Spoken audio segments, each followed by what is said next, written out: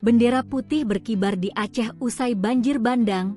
Gus Ipul, kita bisa atasi bersama. Menteri Sosial RI, Mensos, Saifullah Yusuf alias Gus Ipul memberi tanggapan mengenai aksi sejumlah warga Aceh yang mengibarkan bendera putih beberapa hari setelah banjir bandang dan tanah longsor. Sejumlah wilayah di Provinsi Aceh turut terdampak banjir bandang dan tanah longsor yang terjadi pada akhir November 2025, seperti Aceh Utara, Biren, Aceh Tengah, Bener Meuriah, Aceh Timur, Aceh Tamiang, Aceh Singkil, Aceh Tenggara, dan sebagian wilayah di pesisir.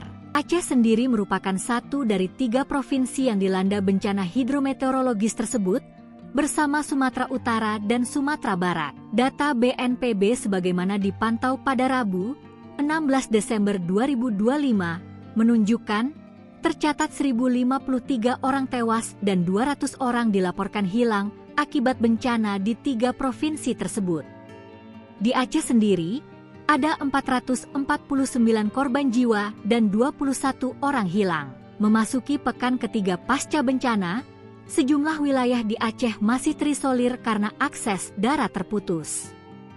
Selain itu, bantuan masih minim, sehingga warga penyintas terancam kelaparan dan dibayang-bayangi ancaman sejumlah penyakit. Di tengah bencana banjir di Aceh, salah satu peristiwa menjadi sorotan, yakni bendera putih yang dikibarkan oleh warga.